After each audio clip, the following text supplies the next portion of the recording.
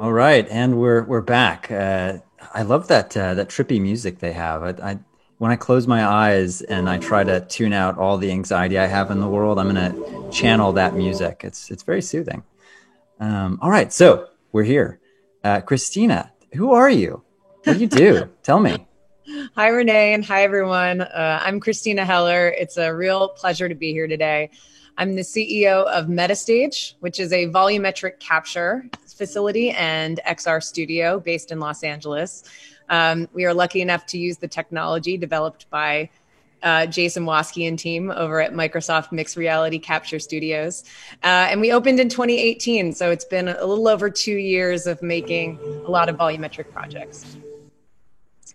Rad. And I believe there's a jazzy video that we're going to play now Yes, it's a very show, not tell medium. So the video will show you a little of what we do. Okay, the wizards at VIF will pull it up now. Immersive media takes digital content and puts it in a three-dimensional space. So it's taking what you like about your digital world and breaking it completely free from the frame. It's really exciting. In the past few years, we've spent a lot of time figuring out how to make content instead of just getting to make it. Every time we would try to do something, it was like a science project. And so creators were constantly having to think about the tech instead of the content. That is the mission of Metastage, to make immersive content creation easy and reliable. And we're starting this journey with the Microsoft Mixed Reality Capture Studios.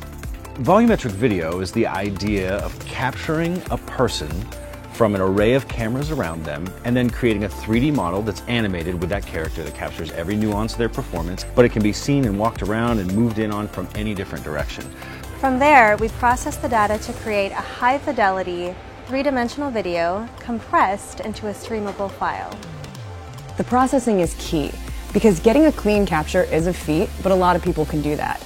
Processing those files into a high-quality asset that can give somebody a face-to-face experience, but also use that same asset to stream on a mobile device, that is what makes the Microsoft system the best in the market.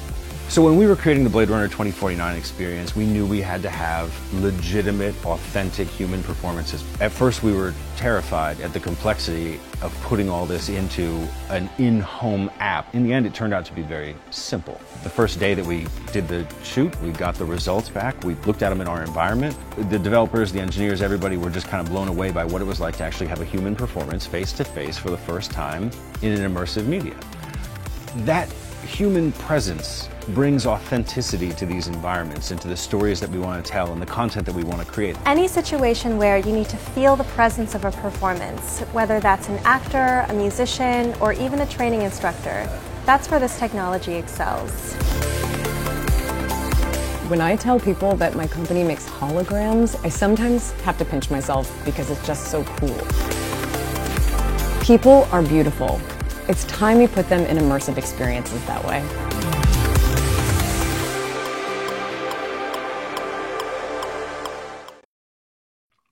Wow, fantastic.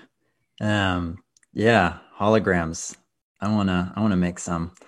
Thank you, Christina. We'll dive into all the stuff that your video covered and more soon. Let's introduce the next panelist, Yeva Stellingita from EFEV.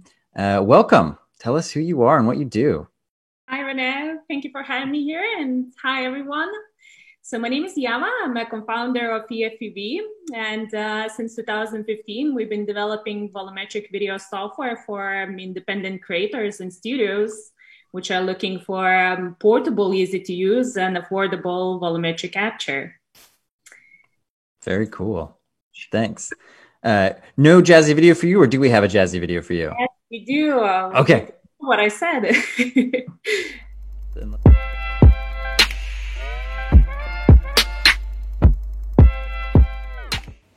With EFEV line of products, including VolCap, Creator, and a platform, it's becoming increasingly simple to record, edit, export, and distribute your volumetric videos. And what could be a better way to prove it if not taking a small multicam setup running 4 Azure Connect cameras on 2 personal computers placed in a tiny living room.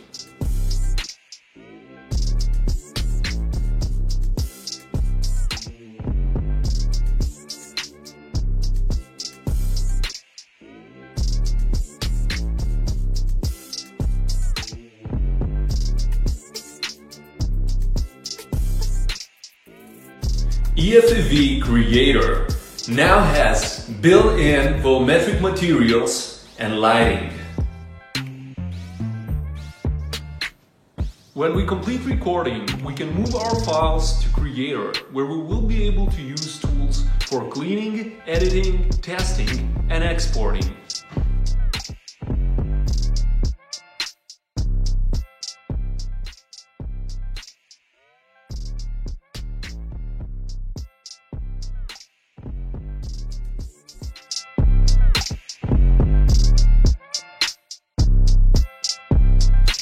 EFEV Creator now has built-in volumetric materials and lighting.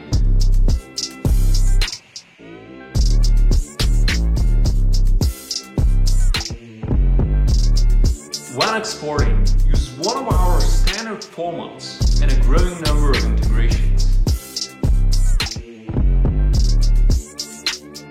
And finally, let's distribute our volumetric videos across the web by using EFEV platform.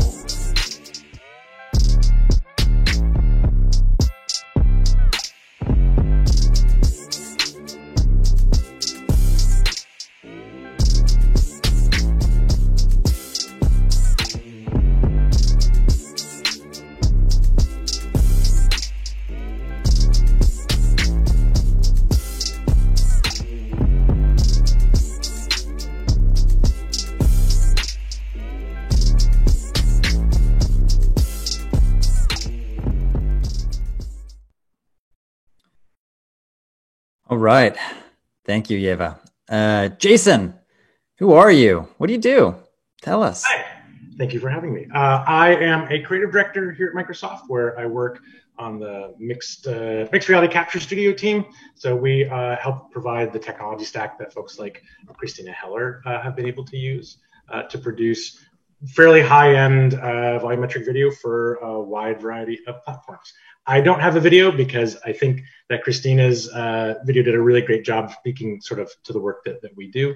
So really great to see. Loved seeing the Eve stuff as well. I thought that was great. Awesome. Thank you, Jason. Adam, what's up, buddy? Hey, Rene. Looking sharp. Adam, creative producer at Intel Studios. What do you do at Intel Studios, and what is being a creative producer like? It's amazing. It's a dream job working at Intel Studios as a creative producer, because for the last 2 years, we've been exploring ways to bring performance through volumetric capture into immersive mediums and also sort of standardized AR phone mediums. And it's been a really exciting exploration, from doing pieces with 1 or 2 people to producing a piece earlier this year, which you're familiar with, which I can't speak too much about, but 30 actors on stage at once capturing a 25-minute traditional film. And that's kind of the evolution that I've been working through with the studio, to try and bring these big stories that we're so used to on a normal screen or in an animated sense through virtual reality for real humans and holograms. So performance has been our big focus. Awesome. Thank you, Adam. And finally, Simon, head of enterprise partnerships at Riot Studios from Verizon Media. Give us a little bit of information about what you're doing at Riot in the volumetric space. Yeah, thanks so much for having me. So I'm enterprise partnerships within Riot, the creative tech department of Verizon. We're massively interested and investing in volumetric. It's a huge theme for us, and we've got volumetric studios in LA, on the East Coast, and then also with launching a volumetric studio in London, where I'm based there. We're super interested in it, and interested in how hyperconnectivity is going to drive that forward in the future. Badass. Great. Okay. Well, we're all here. Let's dive in. Super broad. Where do you think we are in terms of development and adoption of volumetric capture? Where are we in the life cycle of this? Open anybody. Well, I've definitely noticed a big change since we launched in 2018 compared to where we are now. You know, I think when we first launched, we were seeing even the most ambitious kind of pioneers in our space still in the proof of concept It's very much in the proof of concept mindset. Now those same pioneers 2 years later have moved beyond proof of concepts, and now we're looking at, episodic, interactive, far more ambitious volumetric creative experiences. And then additionally, I think we're seeing seeing volumetric being utilized in new ways too. I think that certainly we're experimenting with virtual production, which wasn't really too much of a conversation 2 years ago, but now seeing how these volumetric assets can play inside of a game engine with a traditional framed export as the final output is some cool. We lost that last little bit, but I think we caught most of it. Anybody else have thoughts on where we are in the life cycle of volumetric? I think I would definitely agree with Christina. Even now, we don't start this conversation with what is volumetric video. We right away jump in because you don't have to explain. And I remember when I used to go to conferences and nobody had a clue what I'm talking about. And now actually you see a lot of, every client coming in, not just asking what is volumetric video, but actually already having a use case. And that's a big jump from what it used to be. However, talking about last year and this year, what the improvements and development in the market, I think I would definitely talk about the cameras. So, it started with Intel RealSense, then what I call the king of the jungle, Kinect Azure, allowing to capture from anywhere you are. And then you get a lot of news about mobile phones. I have this thing, kind of like a Google Alerts. So every single hour you will see new functionality about 3D cameras on mobile phones. That's a great advancement. 5G technology also. I believe that has a big capabilities for handling volumetric video data. For us, actually, last week, we got a patent for our depth codec, which allows the live streaming of volumetric video. So these are just a couple of things. Yeah, very cool. From my side, one of the big things that shows that we've moved along is when major artists are coming to us now and saying, hey, we've heard about volumetric, we want to do something. Which is amazing because, we're pretty successful in bringing in artists to do some really cool work, but it's been more of a going to them and selling them the idea of what we're doing. When you've made a big jump into the consciousness of people when artists are knocking on your door going, why aren't we doing this? So that's been a big change for me, the consciousness of what we're doing and how good it is. Brilliant. But I think it's really exciting how much it has changed over the last, like say, 18 months. But I think it's really interesting thinking about what it will become in the next 3 to 5 years as well. And think about, at the moment, really the amount of people that are using this is quite small. And only once we've got this in the everyone's hands and everyone can do this in the bedroom, then you're going to get just so much more creativity pumped into this and all those different, those new ideas that are going to come out. So I think we've come a long way, but it's still at the same time, it's still early days. There's still limitations around cost and file size and all those kind of bits that, where we are at the moment. Let's dive into that, Simon, because you bring up something that I think is a really interesting topic to explore with this specific panel, which is around how accessible this technology is, because each of the different folks on this panel are, I think, coming at it from a slightly different perspective in terms of how accessible their tech is. With Intel Studios probably being in some ways the least accessible, but also the stage is gigantic. You've got like 1,000 bajillion cameras. So that's on like one end of the spectrum, and then we've got people with phones doing capture on another end. So I'm curious. If you could just give us an overview of where each of your companies sits in that spectrum, and then how you see this playing out in terms of artists and how that ecosystem will evolve to allow people to access it, while still imagining that there's going to be, very high level quality bars for big productions. I mean, at the studio, obviously, as you said, we've got a huge stage. Our stage really has been built and is actually the size of a Broadway stage. And it's really been built with that intent to showcase performance. So our systems have been a little bit more challenged in the sense of capturing at high resolutions and keeping the resolution to ably to be presented to the consumer. But what it has enabled us to do is obviously we've been working on that tech while also improving performance, and that's been the big thing for us. We've been able to bring in, whether it's film groups or musicians, and been able to sort of invest in those creators to then produce their content and then put it out to the world in a variety of different formats. At the moment we're working through, you may have seen at the Venice Film Festival, there was a project called Here and Queer Skins. Those are two projects that have been really using the system in the last year and pushing it to its limits, where we're now seeing the results of that, which has made it possible to bring it out to the world. We're in a situation where we're literally just trying to push the industry forward right now and trying to prove that you can do real world performance on a digital stage like this and then present it in a way. So we've been in some ways trying to be sort of pioneers of this side of the map for this, and I think we've been pretty successful. But obviously we're very aware that there's a lot of technical challenges that we're still fighting against, like you said, Rene, with regards to file size. Every minute we capture on the stage at Intel is 17.5 terabytes in data size. So if you're shooting a 25-minute project like we've been doing, that's a huge amount of data, that's a huge amount of processing. So there's a load of technical stuff that we've been trying to figure out, along also trying to make sure that the performance is right. And slowly but surely we're converging to that point. But yes, to come and take a day at Intel Studios to record something is quite an expensive endeavor. And that's obviously something that we've been working as a company to try and mitigate that cost, to enable us to bring these really independent creators to the forefront with this new technology that we have here. And thankfully, we've been very successful. And some of the projects that I just spoke about are coming, but we've also got several more in the can that we've been working on in the background. And each one is kind of taking another leap forward in its sort of technical advances and how it's perceived to the viewer. So we're really excited about that side of stuff that we're doing. But yeah.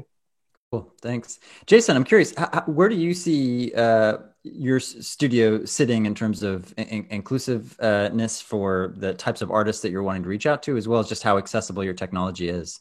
Sure. So, I think for us, for Microsoft, what we've really tried to focus in is making sure that we can play back the material on the widest variety of devices possible. When we talk about accessibility, think about HMDs, whether they're AR or VR, that there's only a very limited small population who can afford them, who can use them. There's only a few of the devices really out there when you compare it to, say, mobile phone. So for us, I actually think the opportunity for volumetric story makers is to actually use and create 3D experiences on 2D devices. So almost all of this tech will work really, really well on the screens that are already in people's pockets, are already in people's desks. And so for us, it's making sure that no matter how much data we start with on the input side, to Adam's point, we don't do 17 and a half terabytes. We're closer, I think, with our 12 megapixel to like 3 terabytes a minute. But getting that down into something that's consumable in the form of HD video. And so we talk about making experiences that are accessible for a lot of people. That's where we've spent the bulk of our time, is making sure that both the tool sets, that you don't really need an army of artists to go and produce stuff, that you can come in, that you can film, that you can get out. We've seen some great, exciting stuff with third-party people building tools. We provide tools for clients and partners. We've seen a lot of other makers in the space, like Eve and other folks who've actually been trying to build the tool sets to increase the velocity of content creation, which will make things more accessible. I do think, though, really that it's important for the industry to look at, we can hit billions of devices today with our content, and making experiences for those will actually do better for everybody, for the studios to make more money, for people to get more used to what volumetric is. I think the point was made earlier, it's like people sort of know what it is today, but it's still actually a really small audience. I'm surprised how many people don't know about what we're doing. Right? We've moved past the proof of concept phase. We're into the product phase, but we're early days. We're more like the sort of the silent film industry at this point, right? We can make product, we can sell product, but I do think from accessibility standpoint, making sure that we're hitting where people are right now is super important. Cool. Thanks for that. Yes, we're obviously about accessibility, because we support any off-the-shelf 3D camera, which you just bought it online. You can set it up in your living room. We believe it's very affordable, and another thing, it's easy to use. So you don't have to be a developer. We really give all of the tools to create whatever content you want. But for me, one very exciting thing is being part of 3D ecosystem, which you are not really dictating people what you're gonna make with it, but you actually supporting every tool which they are used to. So for example, from Unity to Unreal, to Notch, to Cinema 4D, you're giving people, you're adding to their workflow and giving them tool accessibility to add natural, organic human movement through having volumetric video, either for 2D video, the regular one, or VR, AR, XR experiences. Very good. Simon, I'm curious, with the XR studio y'all have in London, how are you opening that up to artists, new clients, in terms of, how accessible is that to creators in that part of the world? Yeah, so I mean, we've got, it's still early days, and we had our COVID challenges of getting a studio launch. Our launch date was April 1st, probably not the best date. Wah, wah. With launching something that's similar to what the guys on the call are doing, like, it's really important that we are working with a whole host of creators across EMEA. So we're pushing the boundaries in the same sense. I think to your point about accessibility, I hope it doesn't come across as a cop-out, but we're interested in quite a lot of the different sections of it. So we're keen to see how close you can get to that. The highest possible quality, and what can be done with that, and what can be done in terms of sports broadcasting, and what's on the horizon there. But then we're also interested what can be done with mobile rigs and set up in different places. So if you think traditionally volumetric might have been seen as one studio that's been really carefully configured, it's interesting to think about what that's going to look like in stadiums, and what that's going to look like in just being set up in specific places, and finally in the bedroom experience as well. How that's gonna get so much creativity powered into this industry. Yeah, I mean, to think about where we are in terms of cinema history, it does feel like, it's, what was the Edison thing called, the Black Maria or something like that? It's these hyper controlled environments that we have to have now. And it's from the creative side, which is something I want to transition into. I see being able to certainly use the studio as the backbone, but also venturing out into the world to capture more things out, on set and on location is a really exciting sort of wish list for volumetric. So why don't we talk about that for a bit? Why, if you're an artist or a filmmaker watching this, what creative affordances does volumetric, offer to artists that are exciting, that someone should care about? Why does an artist need to think about volumetric, especially if they're going to be outputting to a 2D medium? What's the advantage? Sure. Well, I'll jump in a bit there. And I think every system's different, right? If you're setting up in the field using their system, that's a very specific way, and it has its own limitations. At Metastage, something to keep in mind is that we typically shoot inside of an 8-foot diameter circle. We have pushed it to 10 occasionally, but generally we like to keep it inside an 8-foot circle. And we recommend no more than 3 people in the volume at the same time for quality standards, but that is often very useful for dance scenes or acting scenes where you need 2 people playing off of each other. So those are 2 important things to think about when you're conceiving creative and planning on shooting at a place like Metastage or with the Microsoft Studio in San Francisco, for instance. But what makes volumetric really awesome is that you're capturing real live action performances with what I can report a high degree of fidelity. So, if a ballerina goes out and does a pirouette on the stage, the 3D asset that we're delivering to clients has all of the authenticity, the realness, the magic of the performance that happened on the stage.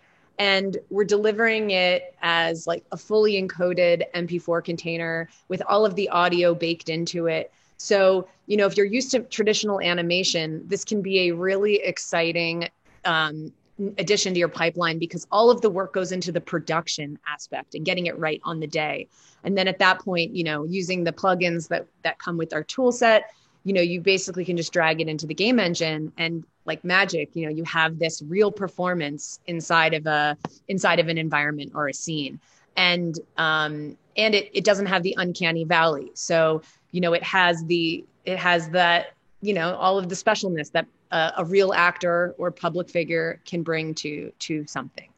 And then for virtual production, I think what was more of a theoretical and interesting technology application a few months ago has become now more necessary with all of the restrictions around COVID-19. So, we've been actually on the topic of accessibility. One of the things that Metastage did at the beginning of the pandemic was release a bunch of assets into the Unity Asset Store for people to purchase, and they own them. Once they purchase them, they can put them in their projects. The idea was, they're all super affordable. The idea was, if you need to populate the background of your game engine projects, you have these very kind of generic everyday actors kind of doing talking, listening, sitting. And then we did a few like medical specific genre captures, and there's a lot more of those to come. We haven't released them all yet. But what was really exciting was, we kind of imagined that they would be used for game engine projects, like maybe an architectural visualization where you just wanted to bring some life and scale to your scene. But then recently we had a VFX team put them in the background of movie shots. So, he took a film that, a standard film that they had done VFX for, and took these assets and threw them in the background. And you couldn't tell that they weren't background actors. So that's exciting because it means that you might be able to do more crowd shots and scenes like, in the COVID environment that have become more difficult to film. And then I know that Microsoft and also Metastage have been experimenting with, okay, but what's the highest degree of fidelity we can possibly get with this system? And is that quality good enough for your hero shots, for the close-ups? And so we're doing some 12 megapixel tests with the cameras rolled all the way in, like literally this week and last week, to do some tests with that. And maybe Jason could speak more to that, but yeah. Yeah, I'm just going to interject real quick. I want to get everyone else's take on what the creative opportunities are. But if there's folks watching that have questions, we will open it up to audience questions. So throw them in the chat log for whatever platform you're on, and we'll monitor that and try to get to those at the end. So yeah, Jason, other creative opportunities. Yeah, one real quick thing to say, we talk about the tech, which is always interesting and exciting. We like to get into the weeds. I actually think the coolest, most interesting thing to do here is that we're at the cusp of inventing a new language in how you tell stories. And, we've spent the last 100+ years developing the language of cinema and film, what an edit means, like how you deliver, create, sort of a sense of pace or speed or urgency or emotional intent through a cut, through an edit, through a Dutch angle. All these components are a language that have taken a long time to develop, that culturally we all kind of speak without doing a lot of thought, thinking about. And now the opportunity for artists is to get in there to say, hey, it's actually, that stuff does not really apply, right? We move in 3D space. We're much more at the intersection between theater, film, and sort of like interactive gaming, where camera controls being in the hand of the person viewing or the audience. That's interesting and exciting. When I think about being a creator in that space, that means my opportunity is to go and help define what that new language is. So we get the new, Eisenstein, we get the new folks who are going to build and create pieces of storytelling that's more natural, more real, more like what we do, the way we move through the world itself. But that language hasn't been created yet. And so all the folks who are here in the different ways that we're providing technological support, really the goal here is to provide creative support so that people actually can explore and develop that new language. To add to Jason, one of the things I'm very, very excited is that we now have a lot of university clients which are introducing volumetric video into their courses, filmmaking, 3D assets, visual effects. And when you think about it, volumetric video, right, it's an absolutely different production because there is no limitation, not to the space, nor to the actual, actor/asset. So once you take that actor/asset, imagination is your only limit. Really, that's what it is. It's true. And just maybe to blend the point that Christina made and you just made is that we need to find where the technical support works and doesn't fall apart, right? So one of the things I like to say is that there is no more close-up, but then everything's a close-up, right? And so how close can we get and still have the technology support what the creative story is? Feels like it's a very important work to discover. I think when we talk about Intel, maybe throw it over to Adam, right? The opposite sense is how much space can you pull in? How many people can you pull into a space and tell different stories that way at the stadium scale, at the arena scale? Different opportunities for telling different sort of stories. Yeah, that's, I'll segue in then. Yeah, exactly. That's been the big key is like, we've gone from like, the early stage where it'd be 2-3 people on the stage just to get the systems up and running.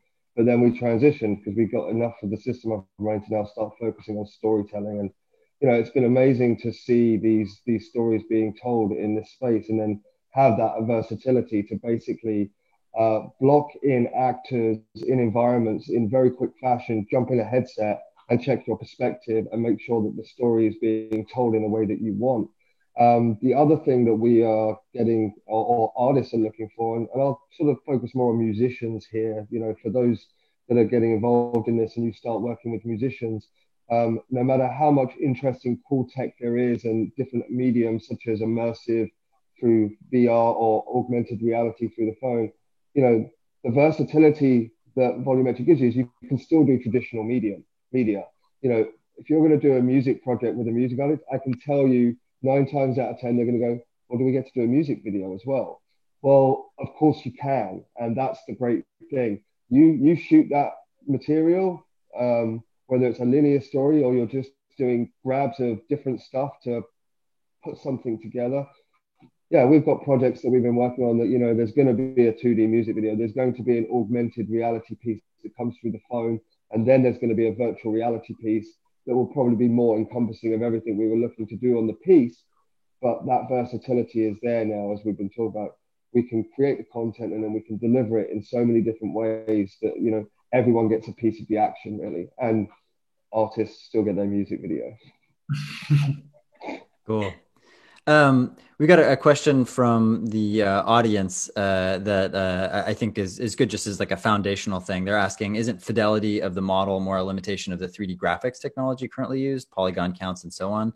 And I think what would be really interesting there is just to give people a quick overview of what those limitations are. Again, like on Intel, it's all about massive capture, but the actual resolution on somebody, like how close you can get to them before it starts to have artifacts is it's certainly not like film where you can get like a close-up of somebody's eyes and see all their emotion. So maybe if we could give a quick just baseline technical overview of the different tech that you each have and sort of what those limitations are, so that artists can get a sense of how they can play with those.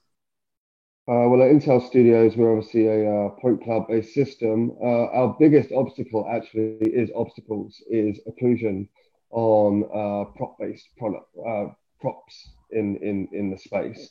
We have a very, when we're doing a project, we don't just go in and shoot. We map out the floor like we would on any set, and we will run through tests during the week to set up placement points where we know that we're going to get the greatest capture.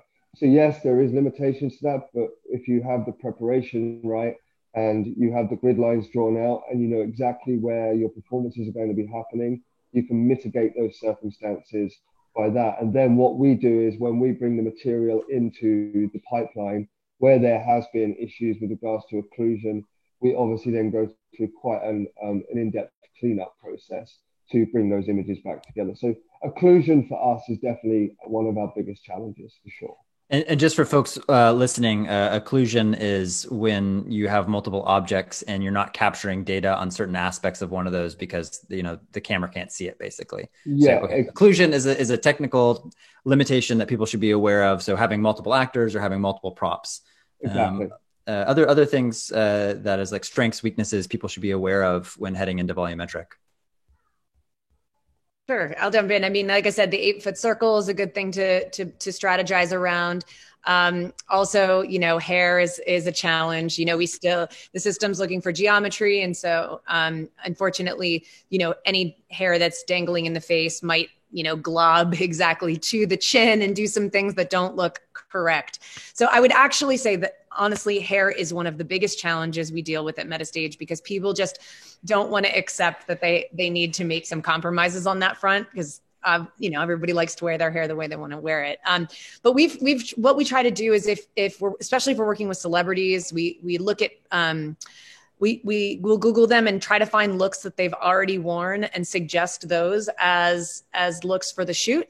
And I think we've gotten very creative with braids and buns and ponytails, and even have done some hair down if we can get it into like a nice geometric shape. But we're not doing any Beyonce wind machines. So basically the same rules apply if you're trying to fake zero gravity in like a space movie. It's like lots of...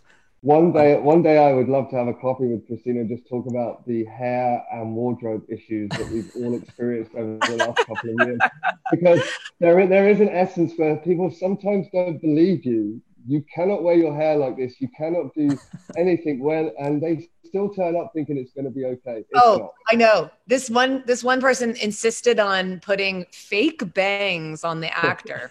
And it just, not only did the fake bangs not look great, but also they were actually obscuring, to use the term we just learned, the cameras from getting her eye line correct. And it was and so there was, it can get awkward on set when you want to try to show them why. I don't want this to be the case, But. Okay, so hair, occlusion, reflective surfaces. That's one that people should be aware of too, right?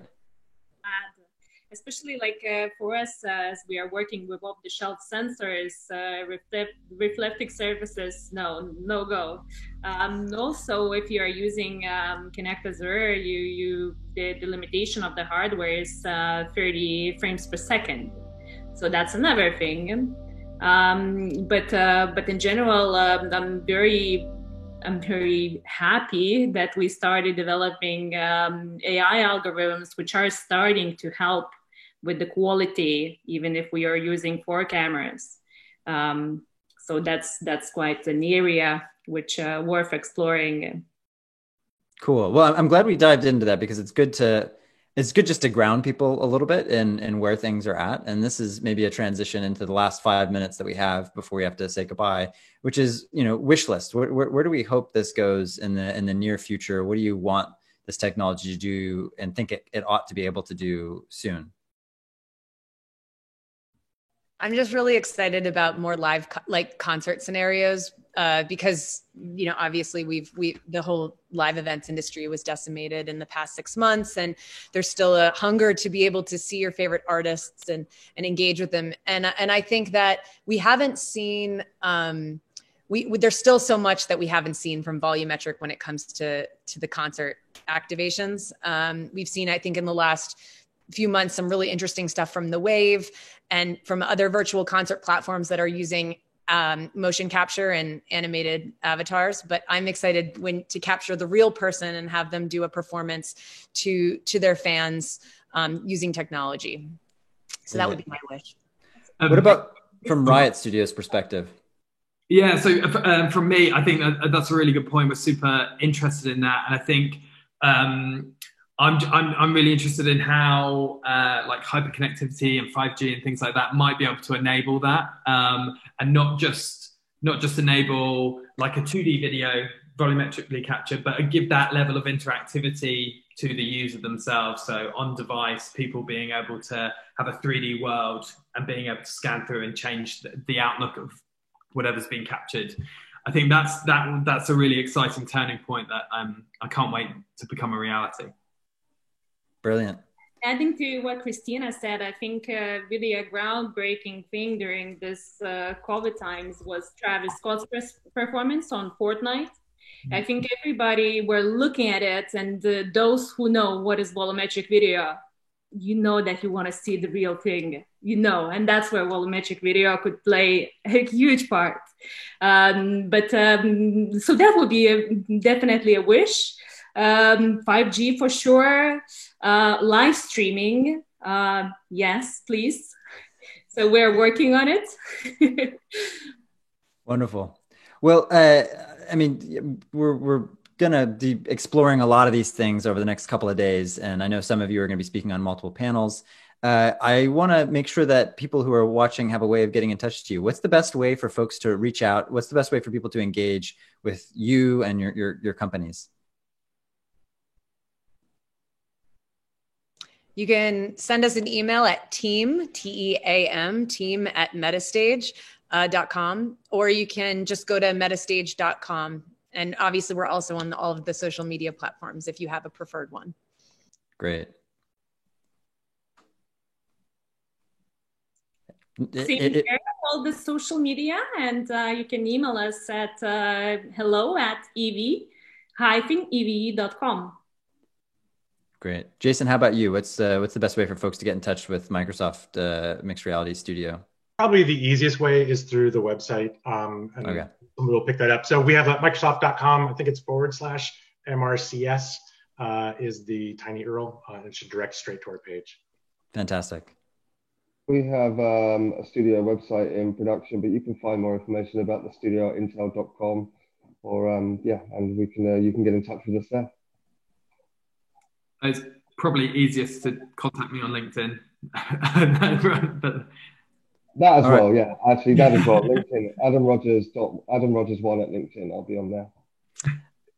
Or you can always reach me at Renee at kaleidoscope.fund, and I can route you. We want to make these amazing studios as accessible to artists and creators and production houses as we can. And it can be a bit of a labyrinth to figure out which is the right studio to engage with. So I'm happy to field that as well.